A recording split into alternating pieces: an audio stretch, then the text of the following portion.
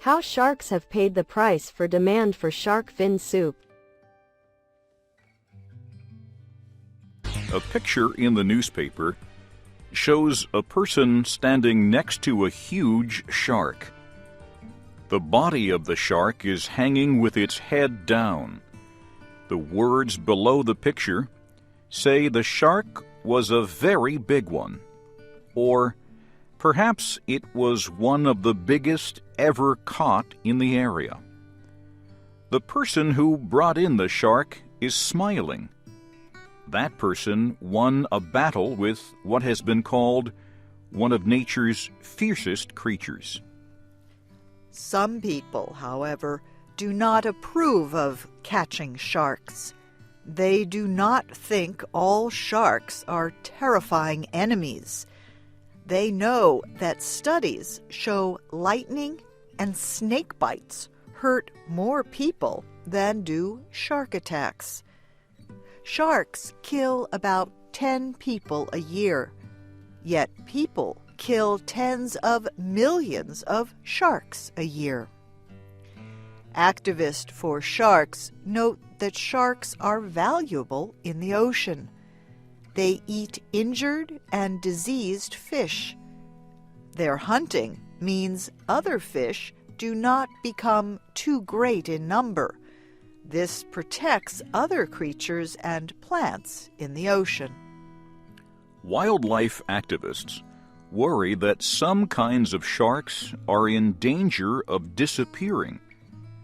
The National Oceanic and Atmospheric Administration estimates fishing operations kill more than 100 million sharks every year.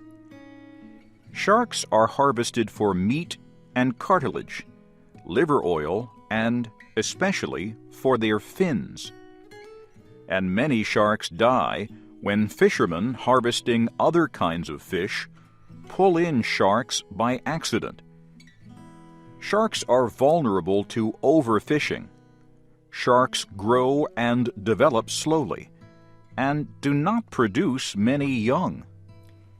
George Burgess leads the International Shark Attack File at the Florida Museum of Natural History at the University of Florida in Gainesville.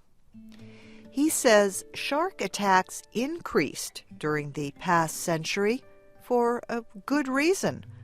Hundreds of millions of people now use the world's oceans. The International Shark Attack File says the number of shark attacks rose 25% last year. 79 shark attacks were reported in 2010. 6 people were killed. The file gives likely reasons for the increase, including higher water temperatures because of unusually warm weather. There were 36 shark attacks in the United States, the most of any country. The International Shark Attack File describes shark attacks as either provoked or unprovoked. An unprovoked attack means the person is alive when bitten. It also means the person must not have interfered with the shark. But some divers interfere with sharks on purpose.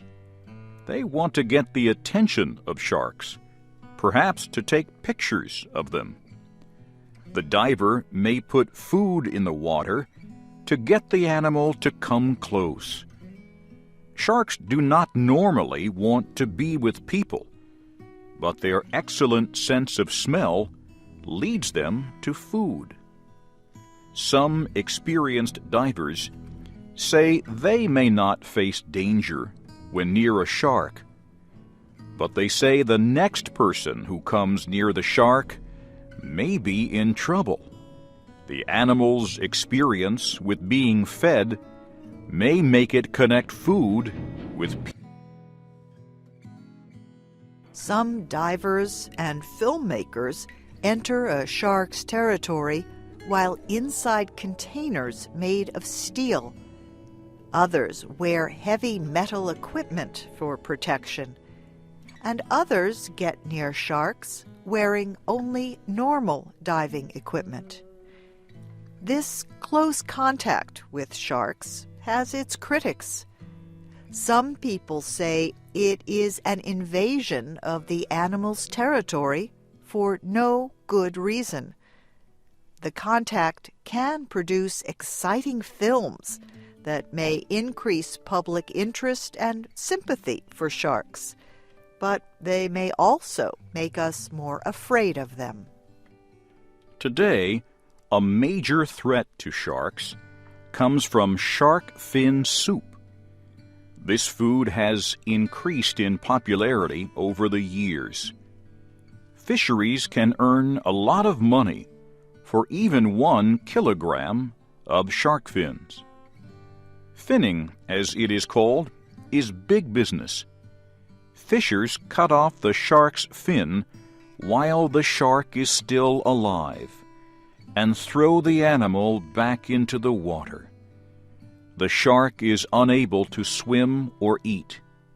In hours or days, it bleeds to death on the bottom of the ocean. Wildlife protection groups and many people worldwide have denounced finning as torture.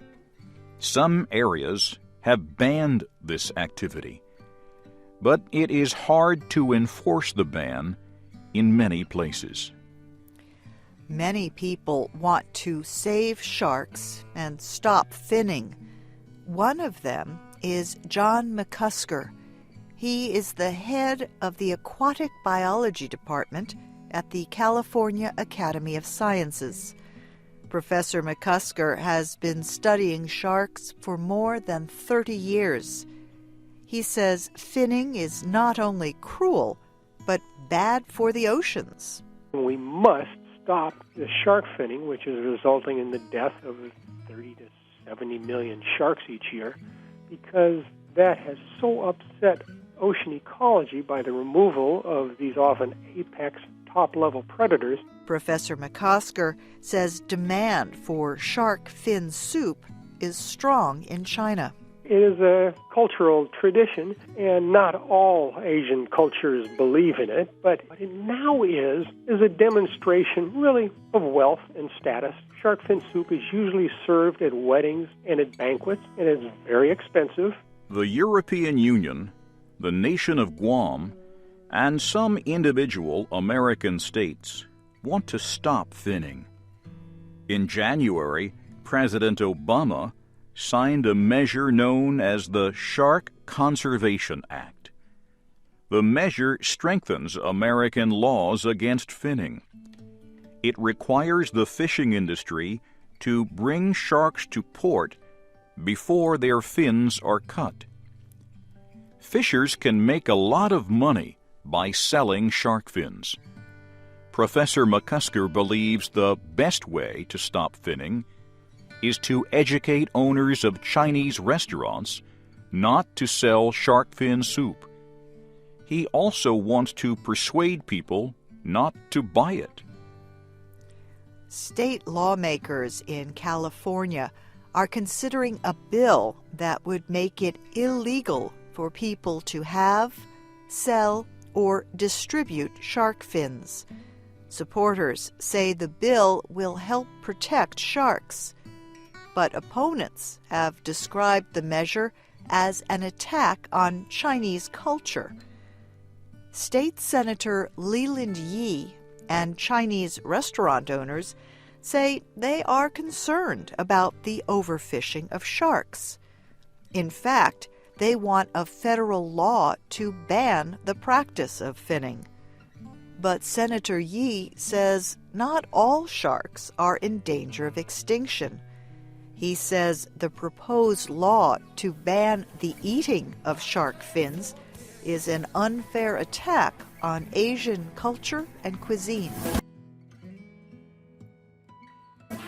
The mystery of what happened to Amelia Earhart will go on. Earhart disappeared more than 70 years ago while attempting to fly around the world.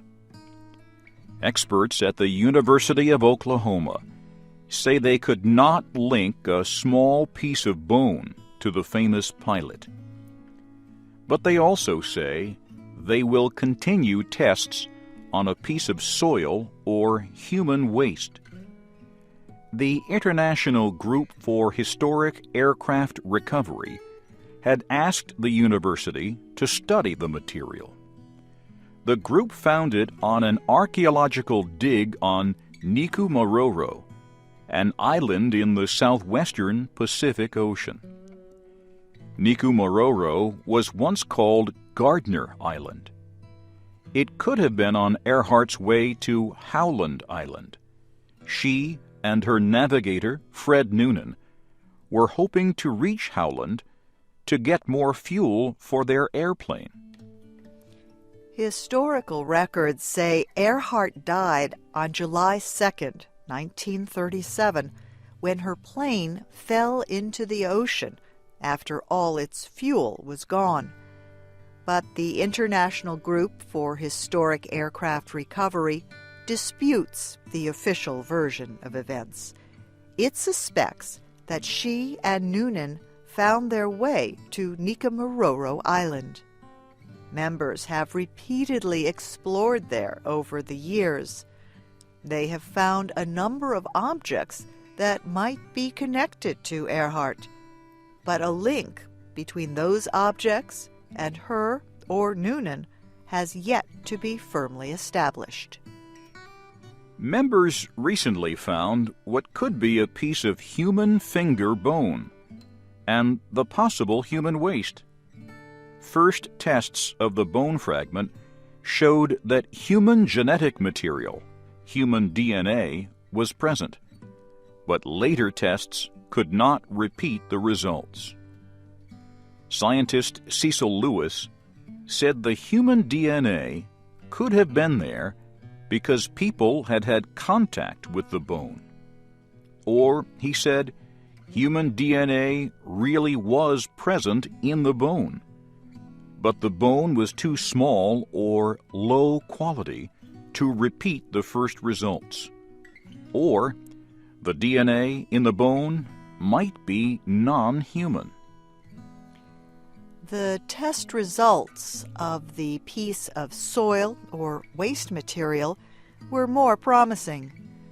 These results showed human DNA. Mr. Lewis said his team is using a genetic method to examine bacteria species inside the material. He said the presence of some plant and animal DNA would be a further sign that the piece is waste material. That material could contain information about what the individual was eating and his or her health.